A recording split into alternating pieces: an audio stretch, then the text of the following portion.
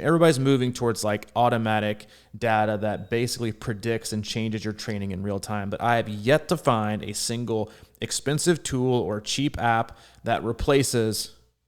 How'd that feel? Or how's it going?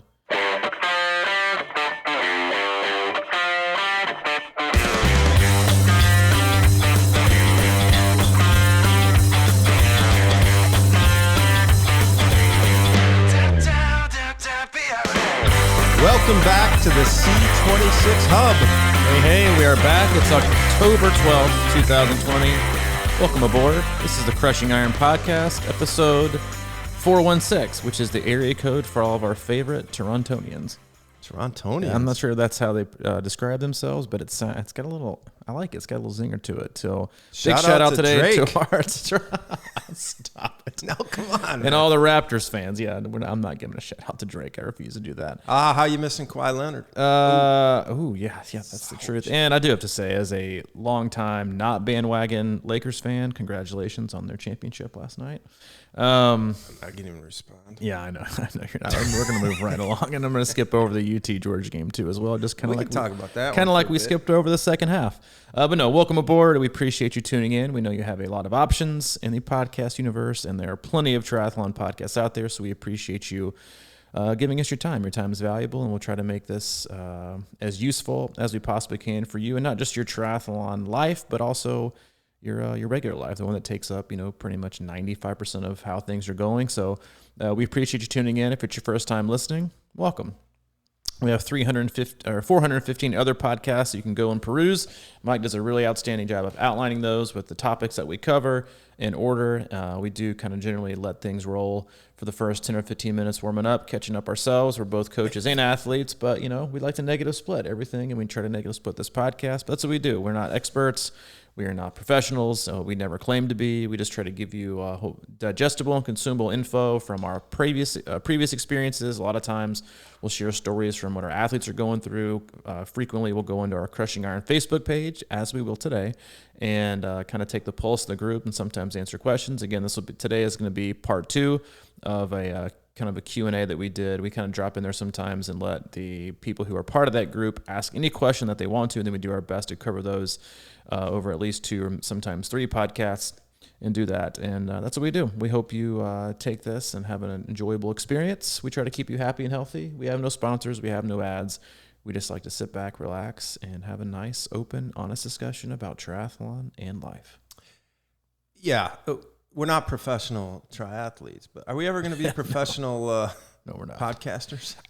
Listen, technically. Man, I don't know that I've ever considered myself a professional at anything, nor will I ever. Man. I haven't either, even when I was a professional. I think the word professional and elite are like widely overused. Like there are, a lot of like these age group teams that come out like, I'm on the so-and-so elite team. Like, let's be really honest for a minute. While I think that's great marketing and makes us feel very special, the word elite is wildly overused when it comes to sports in general. And if you think about elite, so if you want to be, black and white about it, if you look at like the criteria to get your elite card in for USA Triathlon, means you are a professional.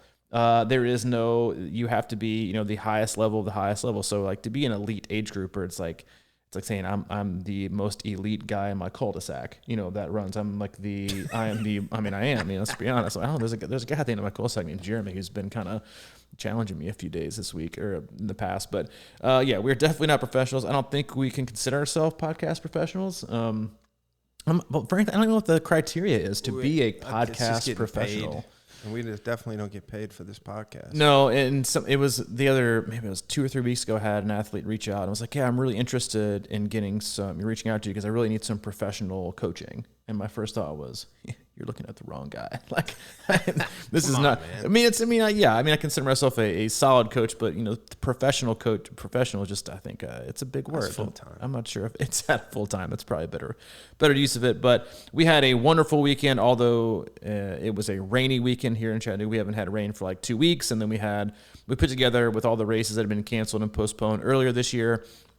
we put together a sprint and Olympic distance a few months ago. We put an Ironman distance event on here 3 weeks ago. And then over this last weekend, we had athletes come in to complete a 70.3 distance. We had rain all weekend. So on Saturday, the athletes took on a 1.2 mile swim in the endless pool. And we've had many questions. How do you calculate distance in this pool? Well, we use math, which is scary considering it's Mike and I, but you just look at the pace and then you do time. So it's a very easy. There's actually a chart online you can grab and see how the distance that you're covering.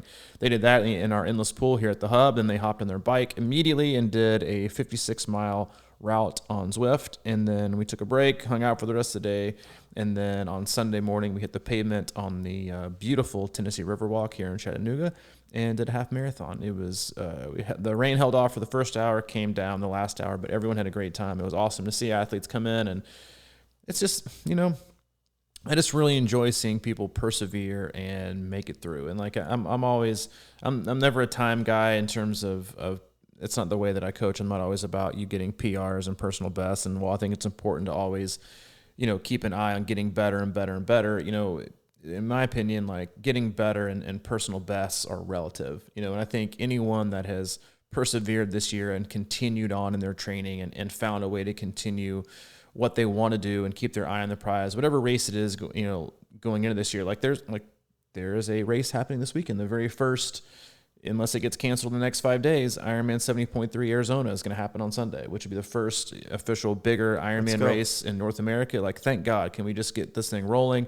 And I think that's going to actually have a kind of a domino effect with Ironman Florida and then 70.3 Florida, which on the same weekend. Then after that, you have Ironman Arizona and then Cozumel after that, which I think they're all going to happen. So, I think it's good. And I think the athletes that have stuck with it, because end of the year racing is hard enough because you have to stay focused for such a long period of time. Kidding. You have to go through the cold weather and then the hot weather, and then it's getting cold again. You're like, when am I ever going to race? And usually people mentally and emotionally burn out much quicker than they do physically, or they try and do their like Ironman build, 16 weeks out, and then they think, okay, I'm toast. And this year's been even harder because there's been so much uncertainty around you racing. A lot of people have pulled the plug. A lot of people said, I'll just defer it next year because these races aren't happening.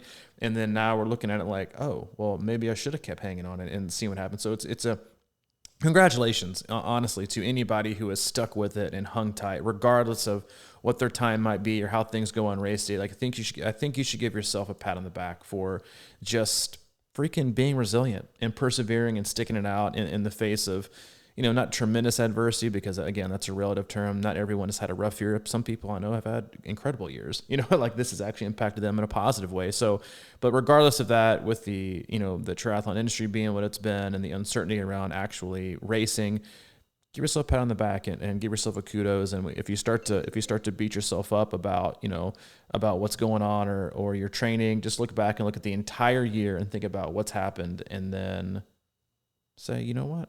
I did a good job. Congrats. Yeah. I'll be lying if it didn't cross my mind. I mean, this is supposed to be probably one of our funnest weekends of the year, right? With the World Championships in Louisville, because we're always at Louisville. And it didn't happen. For a minute it crossed my mind. I was like, man, what a bummer, But then when you see these, folks come in, and it was like it wasn't there. So we had to figure out how to do something else. You got to do something, man. You can't just keep going down memory lane your whole life. You know what I mean? So it's like, I thought in a lot of ways it was good therapy, and it is. I mean, people like to just do things, and you're right. It's been a tough year for that, and I look at it in terms of like a percentage scale, 0 to 100%. Like, how much have you kept into the game, And I think anything above 50% this year has probably been a win for you if you're still rolling and kind of optimistic about things. But I could see how easily it would have been to slide back into, that negative territory, so to speak. And yeah. And triathletes like get a really bad rap for being, and a lot of them rightfully so, for being incredibly unflexible. In terms of like very, very rigid, and to have this year go like it's gone, and then to just be very flexible. And I think it's hopefully taught athletes a lesson in that there's a lot of power in ways to be successful in being flexible, not being so rigid to a schedule, and, moving things a day or two, or listening to your body, or listening to life, and choosing to do things with your kids. Like, I think hopefully a lot of people have asked me, and then it's even a question on this in our thread we're about to hop into, but it's like, is triathlon on the decline, or, where do you see triathlon going with, gravel riding picking up and things like that? And listen, I think this year, when we look back at the bike boom that it's caused, like, I think when people see more people gravel riding, you're assuming that everyone, because we're triathletes and most of us are self-centered. We always think everything's about triathlon. Everyone's a triathlete, and when you see other people doing different things, you think, oh, those are just triathletes migrating different sports. Like, no, people are picking up bikes for the very first time in their entire life, and they're doing things. There are more people out doing more things now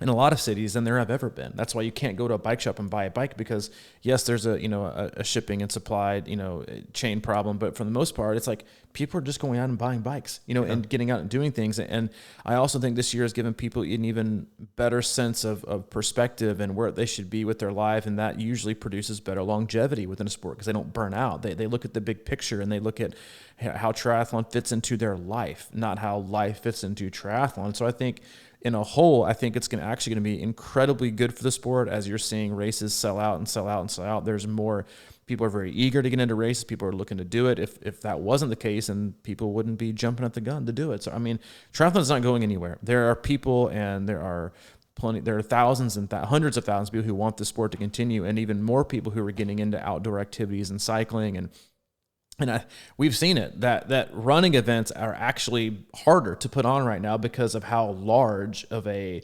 participant cap they usually put on these big races, like 10, 15, 20, 30.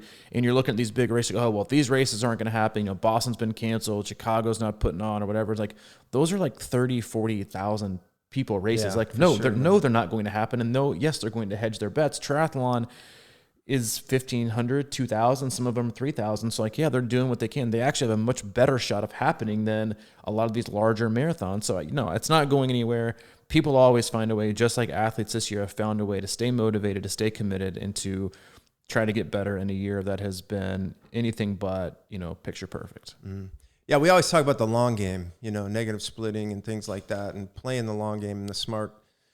When you mentioned that about the people picking up bikes and getting into outdoor stuff, and I constantly read how a lot of people they're like me, kind of, you're sort of realizing that, I know sports is sort of back, but it just doesn't quite feel the same or whatever. But I think a lot of people that I've been talking to are kind of like, I realize that there's other things I can do.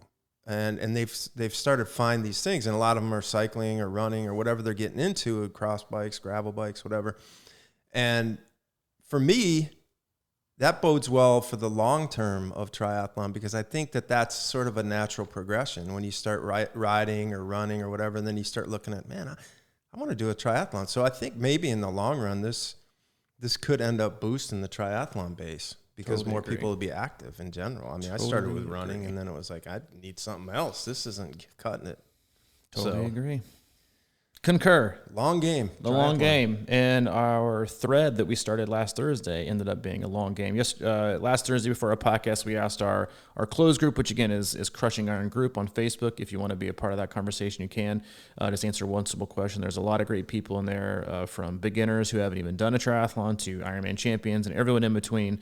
So hop in there, be a part of it, and be encouraging and be positive, because if you're not, then, well, you'll find another group to be in.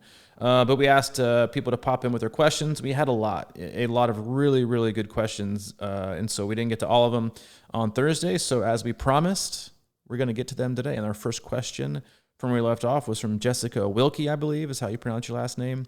How do you advise athletes from falling into the comparison trap, particularly comparing themselves to others in their training efforts and performance? Listen, this is 70% of my job is the mental and emotional game when working with athletes. And I had a longer discussion last, I think, Wednesday with an athlete on the phone who's getting ready for Ironman Florida. And the first thing I think you have to understand is the comparison trap, and not comparing yourself to other people or setting unrealistic expectations when you look at Instagram or social media or Strava or your local training group. That's on you.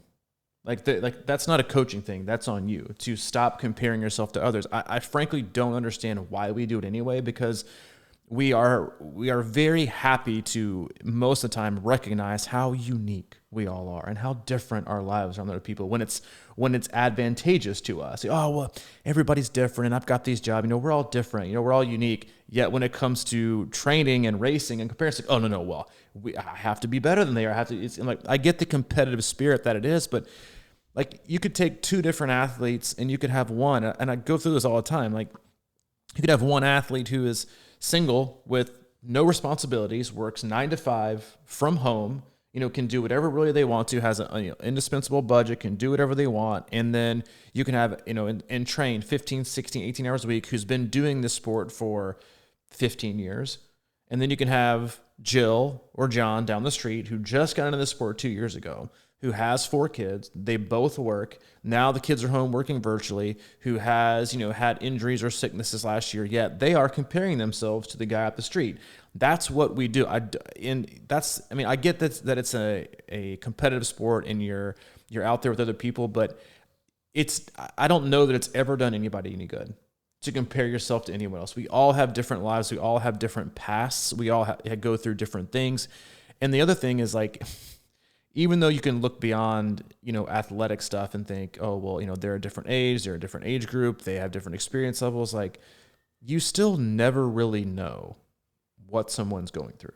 Yeah. They may look on the outside like they are killing it and they are doing awesome. Their workouts are getting crushed. Well, you probably don't see their worst workouts, but you probably don't see like the real difficult things they're going through in life. And I just don't get it. I tell people all the time, like, I say it again, expectations are future resentments. And that's the same thing with comparison. It's like, why compare yourself to somebody else? Because the fact is they're probably comparing themselves to you in probably other areas. And at the center of all of it, it's like, if you want to compare yourself to somebody else, compare yourself to how kind and how honest and how loving and how good of a person you are, not about how fast your 5K is compared to what they ran on a Saturday. Like keep perspective and just go back and think, all right, well, I'm comparing myself to somebody else, and is that actually doing me any good? Because I can tell you right now, you're getting zero benefit from it. Yeah, and you can't not comparing to other people's, but like when I think of that question, I kind of think that a lot of us will compare ourselves to ourselves at a different time, right? And I look back, and while I've had what I consider good races, and I don't ever look back at that and go, man, I wish I was still there. I always think of it in terms of how can I get better than there? So like, to me, it's an internal drive. It's like, what are we, and I kind of feel like you're doing it right now too. You're kind of like, working hard. I'm seeing you work hard, and I think in your mind, you're probably like, okay. And we've talked about this before where like, as I got into this sport, as my first Ironman was at age 50, and I'm 57 here soon. And I totally think I've got a higher, you know what I mean? I think I can perform better than I ever have still. It's just a matter of finding it. So to me, it's like, don't look at other people. Cause like this weekend I was talking to somebody about like Mike Tyson or whatever. And he's, the greatest fighter in his day in the world. And what that takes, like not many people realize that dude was, studying old films of old boxers probably like half his days when he was a kid, like just looking for technique and like the extreme distances people go to get better in life. And the same can be said for these pointy end triathletes that are out there crushing it. You see their races and everything, but you have no idea what they're doing. Maybe sure they're doing like extreme runs or whatever and things like that, but there's other things they're doing in their life that are, shaping their minds and recovery and the way they're eating. There's a lot of stuff in there, and you can't, replicate that. You have to create your own path and compare yourself to yourself and say, hey, how can I keep getting better? To me, that's like the thing, and it's about, you said it perfectly. It's like instead of comparing yourself to other people, which I think is frankly very easy to do because you have a million different people to compare to, then you can make excuses if you want to. The hardest person to compare yourself to is you.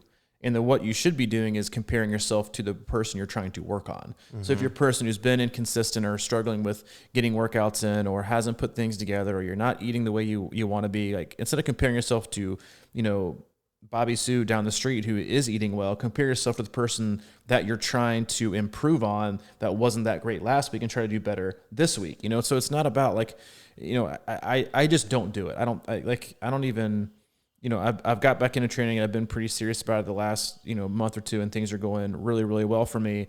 But I don't compare myself to anyone except for what I was doing before and where I've been and what I want to improve on. And even then, I don't overanalyze. I just think, I feel like I'm doing a better job, a generally better job of being focused and doing better with time management and doing what I need to do to try and be successful. And frankly, that's all that I really care about. I don't really care about this. Is like one of those times where you should be, triathletes always get like a bad rap for being incredibly selfish. This is where you should be selfish and only think about you in terms of getting better and comparing yourself. Like compare yourself to who you were 2 weeks ago or 2 months ago or 2 years ago. And yes, you don't want to always do that again, because you have to keep like a really appropriate, we're always a prisoner of the moment too. Like this was the conversation I had with the athlete this last week. I was like, I know things have been going well the last 2 or 3 months, but let's rewind to when you picked up the phone and you called me last October. I was on my way to Waco. It's really weird. Like I don't remember everything, but I remember like every phone call or email I ever get from an athlete when we first like engage in conversation.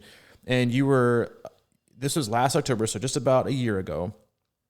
And you are just about to undergo like severe Achilles surgery, which is like one of the most feared surgeries you can have as an athlete because it puts people on the shelf all the time. Like Achilles stuff and back stuff are so fragile that you could be out for years, trying to rehab and PT. And I'm like, and so that's where you were. And to think about the fact that you had to have Achilles surgery in December, and then we had to rehab that successfully and carefully and cautiously. And then we had, the year that's been 2020, yet you find yourself 4 or 5 weeks out from an Ironman where you're capable of doing the distance, yet the only thing you can concern yourself with or obsess about is, are you going to PR over Louisville the previous year?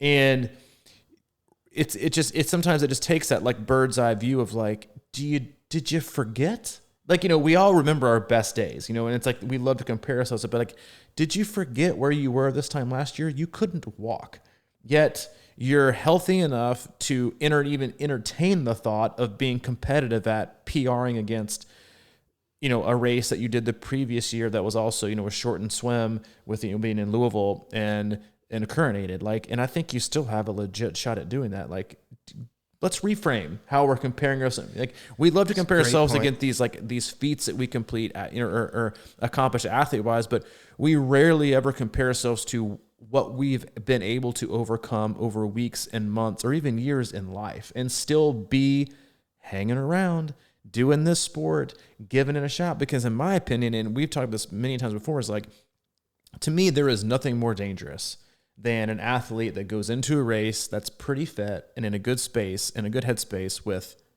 nothing to lose. Instead of the athlete who has been obsessed about beating the exact time of 13:12 for the entire year, and they've burnt themselves out and they've overtrained and they're worried about not making the cut, and they go in this race so tense and so anxious that they're kind of afraid they're so afraid to fail that they are impeding their ability to succeed. I would take the athlete who's maybe even undertrained but fit in a great headspace and toes that line with a smile on their face, thinking, I'm so grateful to be here. I can't believe I made it through this year, and I've got nothing to lose. I put my money on that athlete almost every time. You're so right, man. We're in the age of overthinking, and I think copycat, plagiarism, things like that. I mean, there's a lot going on out there. I mean, you think about how people are so quick to share opinions of other people or like things that other people have thought up or created. But if you look at most stuff, it's just kind of like, let's just spew around ideas that other people have. Where's the individuality here? Can we create our own path? And I think there's like just power in that. And I think there's like, you should feel grateful if you have an opportunity to be strong and be on your own path, and I just bring that up because, like, as you're saying that, I was just thinking, man, like that pressure we put on ourselves does become from external sources so often.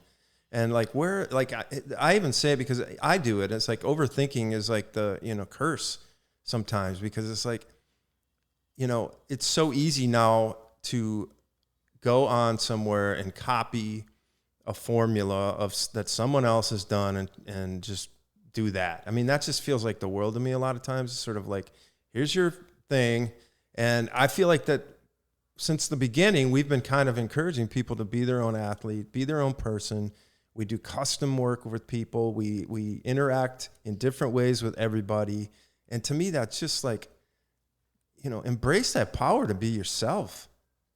I mean, like we kind of joke about me, but I actually am proud of the fact that I don't like marry myself to gadgets. And I've been swimming a lot lately, and without like super, it hasn't been super rigid, but I know I'm getting better, I just can tell that I'm, aside from the fact that I have swimmer's ear right now.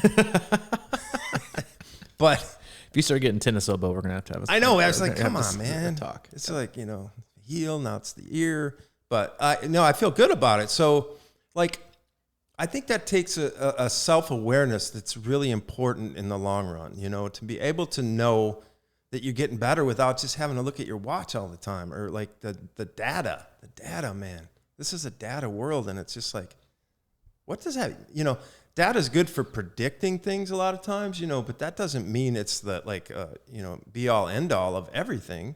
95% of triathletes have zero idea how to use the quote unquote data that they accumulate.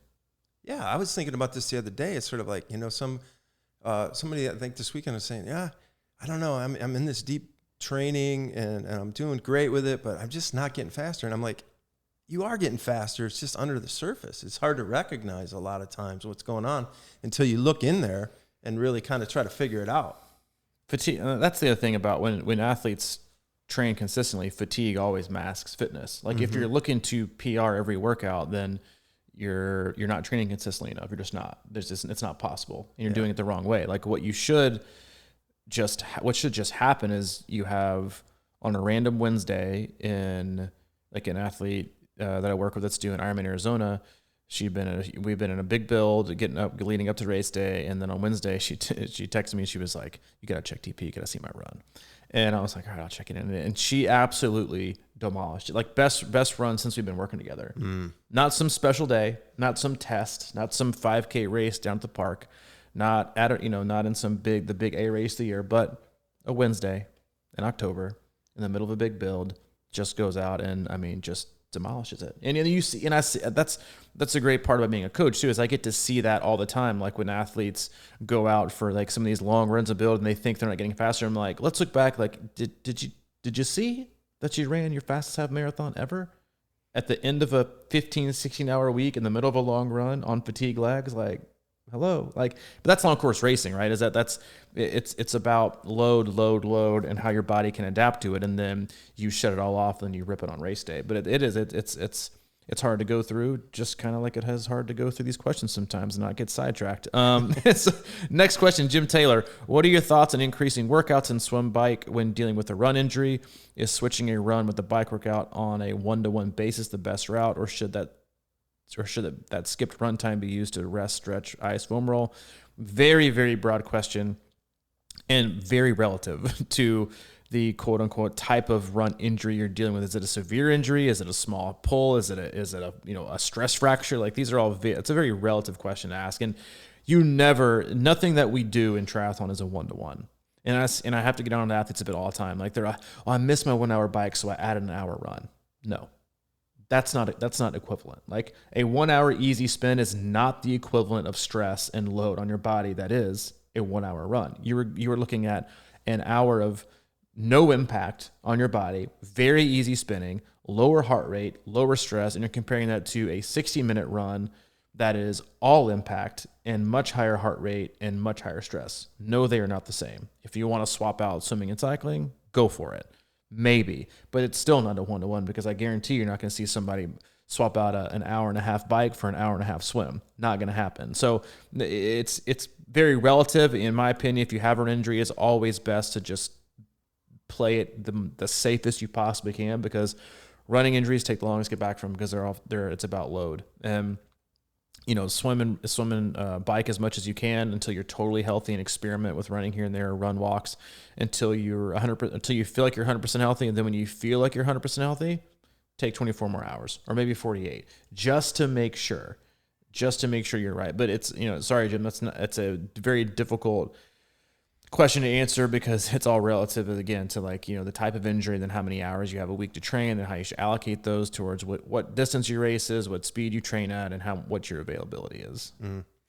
Well, obviously I'm in a similar situation to that, and I don't want to belabor it, but my thought process on that is I don't know about the ratios or any of that kind of stuff necessarily, but this has turned into an opportunity for me to do what I've said I want to do all along, which is get great at swimming and biking, and there's no, I just feel like the running thing, while, yeah, absolutely you have to be in really good running shape to have a good race or whatever for the most part. But I mean, it's one of those things that we've been doing since we were 3 years old, and it's something that I feel like is in our system, and we can kind of pull it back. Whether or not we can do it well is a good question, but I think if you have a really strong bike, you're going to be able to run okay. So it's not like you're falling so far behind that, you got to run, every day of the week for the next year to pick it up. It's I think you're building that run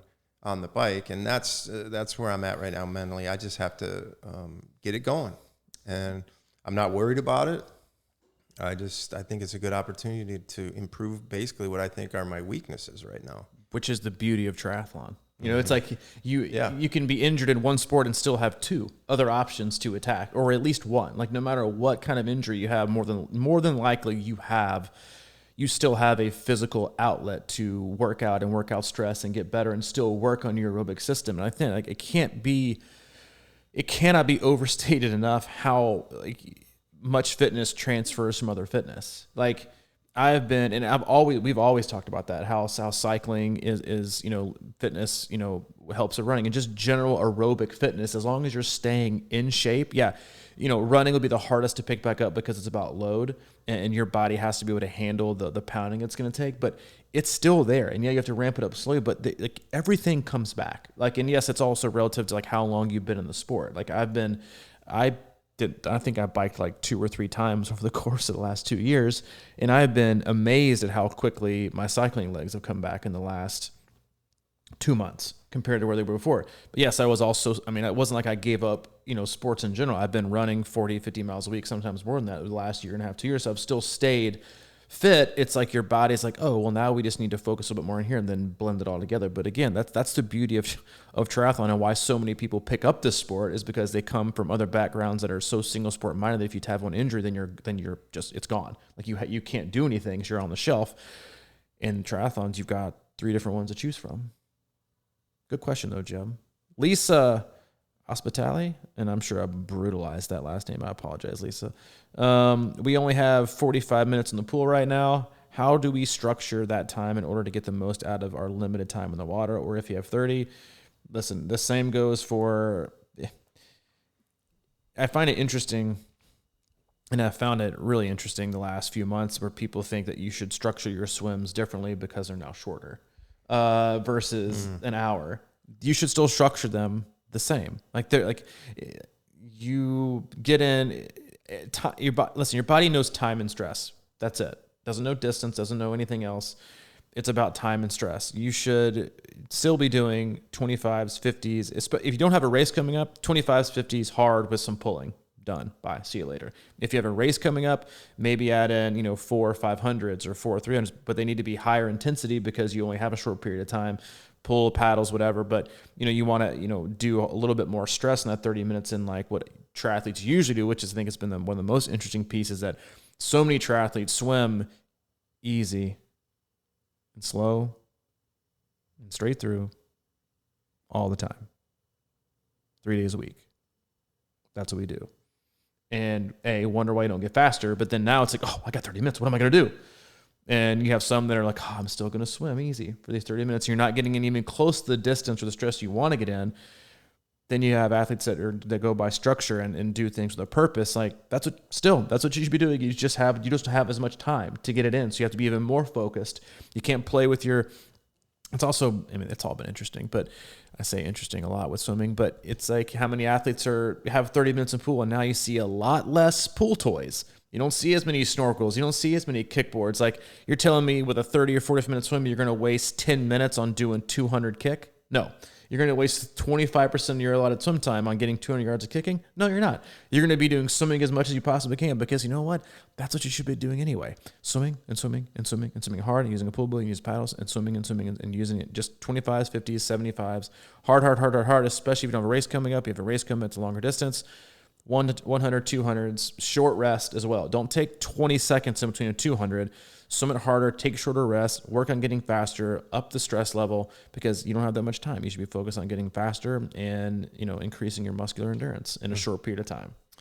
Well, I always defer to you on swimming. I just think that, as somebody who isn't a swimmer lifetime type of guy, I tell everybody to go hard, but that hard means like 90% or something. It's just whatever you can kind of control your stroke with, because what I find a lot of times is when I start going back into the pool and I'm just kind of getting back at it, this is not for somebody who's been swimming a long time, obviously, but if you're not in shape for that and you just blast yourself out like all out, all day, your odds of giving up, like, or taking days off and like not getting into it are pretty high. So it's like kind of manage that, hard effort as in something that is in control too. So instead of spazzing and just going down the lane.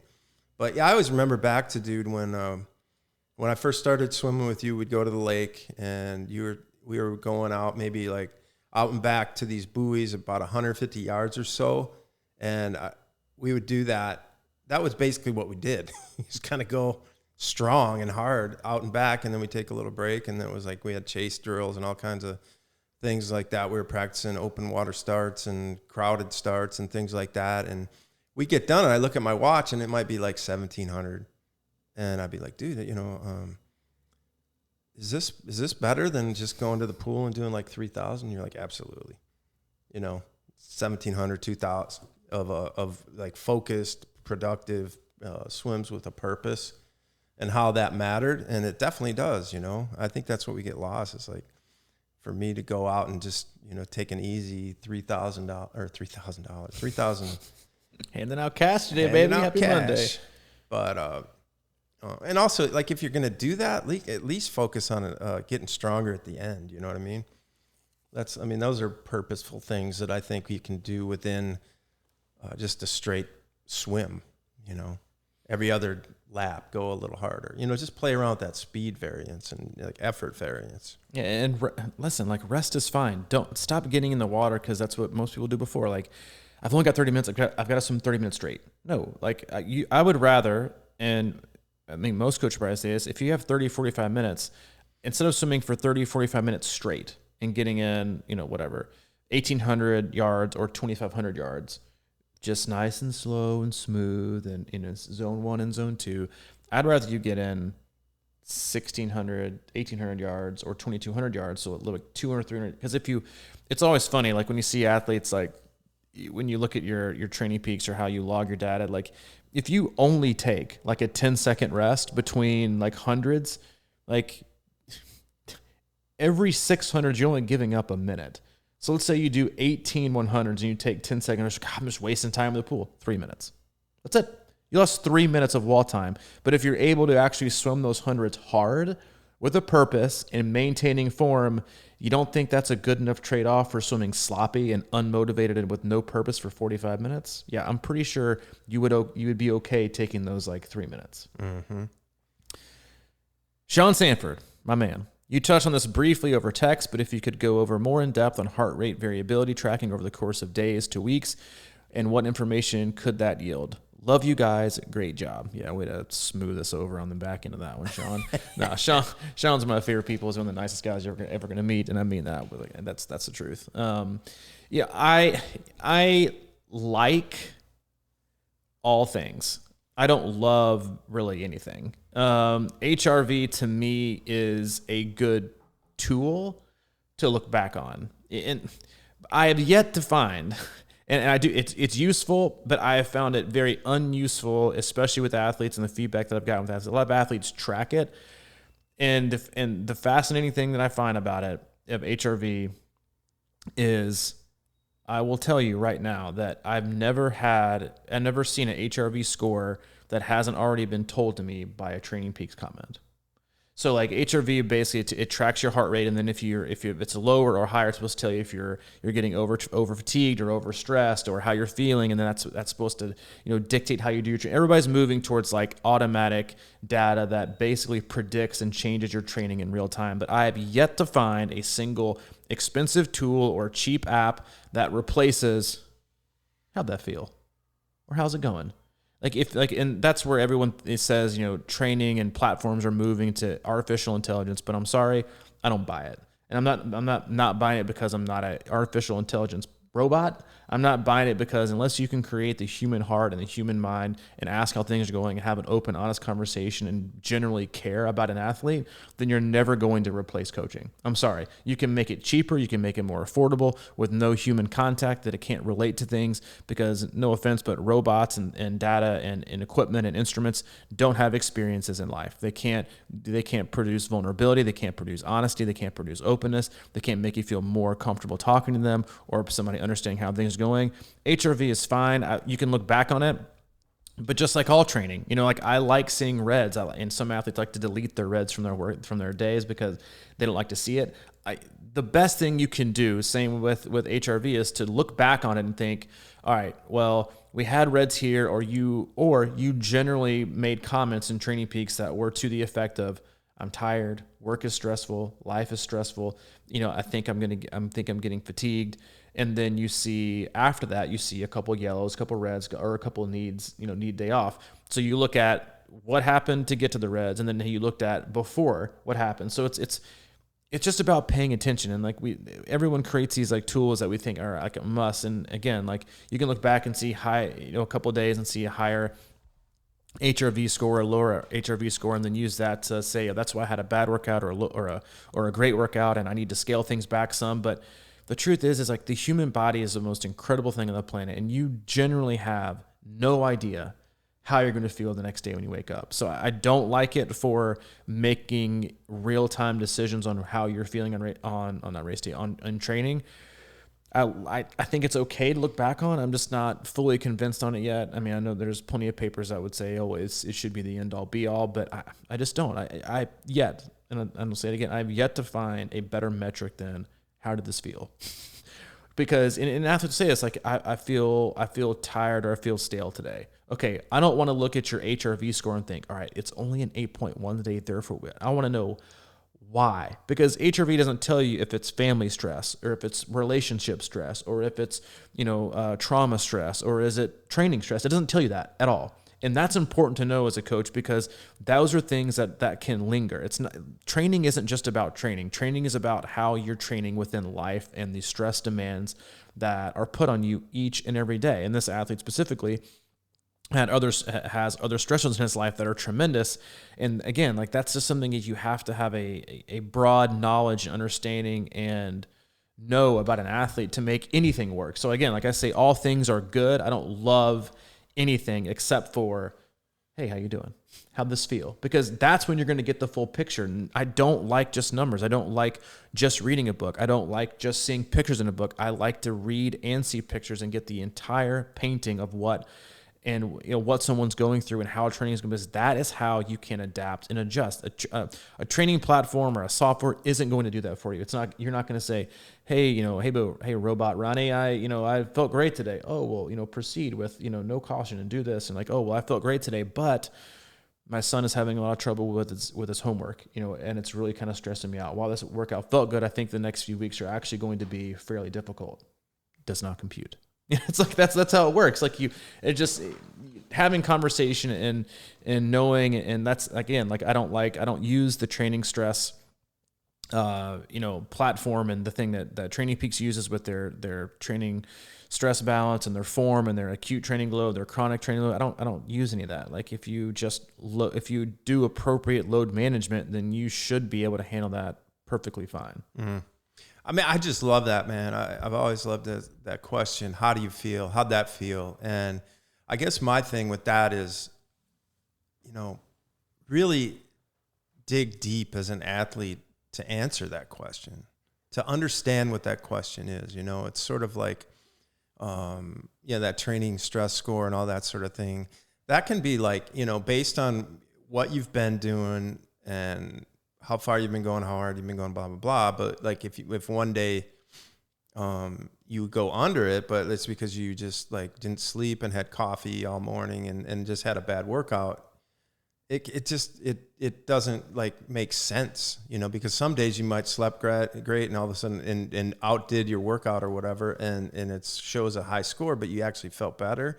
So I think those are things like the analogy I would use is sort of like when your cell phone battery is going down. When it's up in the 80, 90%, you kind of feel relaxed and feel pretty good. And then as that thing starts getting in that red bar, how you start freaking out a little bit. Man. It feels like a little bit like... Where's the charger? You got a charger? I need to get a charger. You got a cord? I got a special app. There's a difference between being tired and being, I didn't sleep tired. You know what I mean? Those are two like totally different things. Because you feel fragile if you didn't get sleep or you're running on straight coffee, that feeling you get when you're like over caffeinated and it's just like a brittle sort of emptiness or something like that. So yeah, again, these are like, I think you need to, like I've done that with several runs where I've gotten done and I went, that was probably not a good idea, because you'll feel good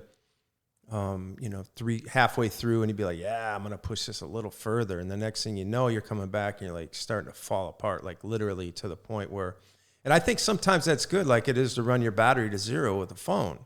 I think that's, what they suggest a lot of times. And then you recharge it. I think those are and that's what you're for as a coach. That's what the coaching is for, I guess, is like to kind of keep an eye on that and make sure you recognize it. Yeah. Sometimes we burn it down a little bit, just for like, to get better, and I think that sort of helps you get stronger in the long run. But like it can't be a constant, red bar of charging. Yeah, like prime example. I was going through Training Peaks this morning, and an athlete that I work with in the Kansas City area, his comment was, "I struggled a bit with this one. Legs are feeling tired. Just couldn't swim. Just couldn't seem to generate the power I wanted to. All good, nonetheless. Did what I could." Okay, that tells me a little bit. Doesn't tell me a lot. So my response was this, do you feel like this was overall life fatigue or just fatigue from the waist down, mentally, emotionally, you're perfectly fine. It was just the legs. He just said, just legs. Perfect. That's all I need to know. Like there's always extra questions you can ask. Like, oh, well, that swim, another athlete last week, that swim gassed me. Okay. How?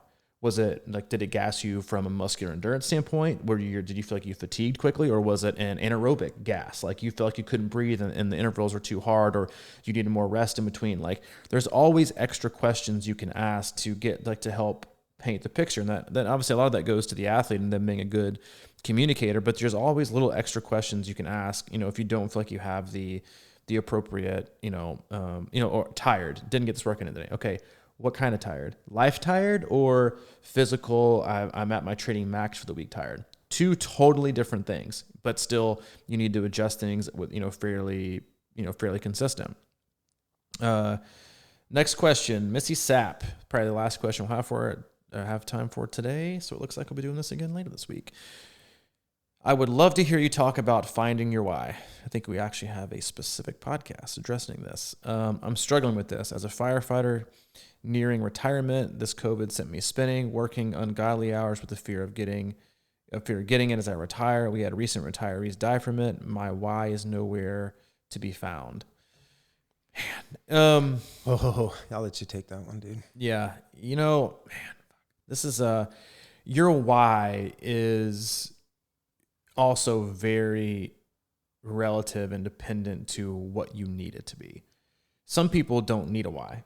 Some people just like to train, to be competitive, to be their very best. That is simplistic or as deep as they are ever going to be. It's not for, their kids or to show their family that you don't have to be a, lazy alcoholic degenerate. It could be to raise money for, orphans. It could be, everyone has like a different level of why. And it also doesn't make any of them less important or more important based on, I think we sometimes get the phrase your why confused with your mission. And it, making it your mission sounds a little more daunting. It's something that you have to take like responsibility for, because your why should be something that internally motivates you. And I don't mean motivate as in like is the thing that you're, the picture next to your alarm clock, or when your alarm clock goes off in the morning, it's like your why is to crush it today. Like that's not a why. That's like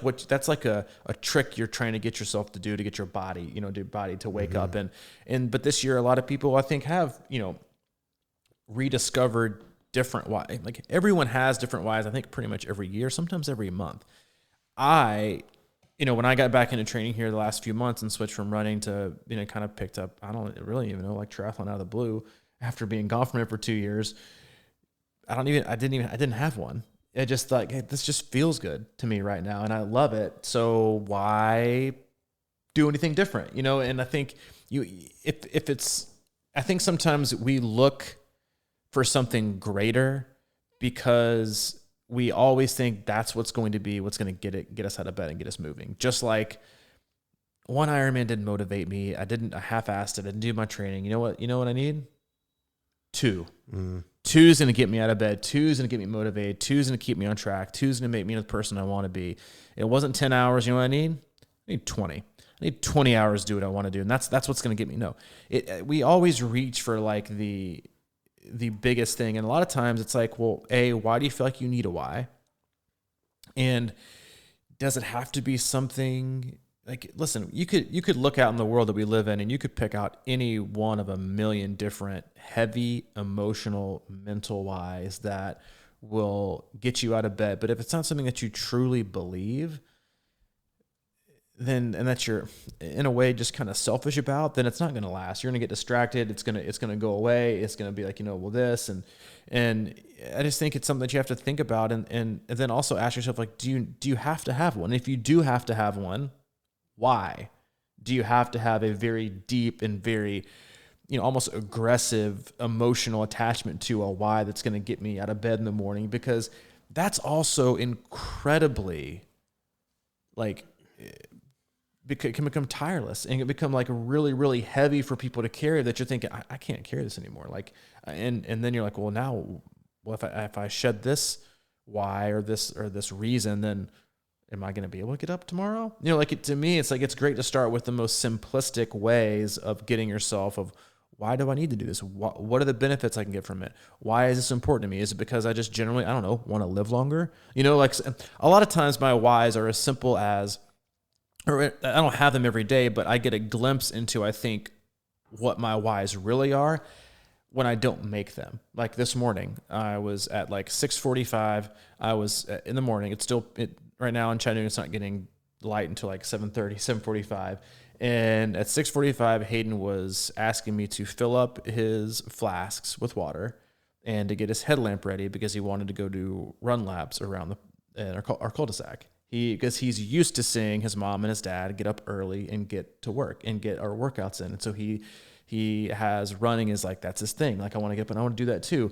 And that's not some like super life-changing thing, but to me, it's always, and I did, we set it up, we put his headlamp on, he went and ran some laps around the cul-de-sac, and he stopped and he was like, gotta get some water. He has a good run lap, and he's like, to me, that's like also part of why I do what I do, is to set a good example for our son, that like being active is a good thing, and and putting that into his life. But it's not why I get on my bike every day. Sometimes it's just because I feel like I'm supposed to do it because I want to get better. That's also, it's, so I think you can have like a multitude of whys, but having like trying to marry yourself to one concrete, almost impossibly, pressurizing why is too much for people, because it'll burn you out. It will just burn you out and become too much for you to handle. No, I totally agree. You said something in there that was really great. It was like, my why a lot of times becomes just because it feels good. I feel good. There's little things, and I over time, I can tell you what your why shouldn't be, because I still battle it and I still live in there. Sometimes it shouldn't be, I want to do the Kona podium thing, because that just, while that may be a goal, I don't think it's going to satiate your, purpose in life. It might be great to do, but I know that it's an empty one. So like this idea of feeling good, or like what you're just saying about Hayden going out and running, because I would just guess that it feels easier for you to do that. Whereas in the past, you know, if you weren't in a good state and not feeling as good because you haven't been working out or training or active and in a good mind space, some of those things become a little bit more of a, I don't want to say annoyance, but you know what I mean? It's like, oh man, I got to go. But you might want to do that now. And I notice it's the dumbest little examples, right? Like I've been swimming more lately. So I noticed this weekend when I was holding up my DSLR camera that my arms felt stronger and my shots were steadier.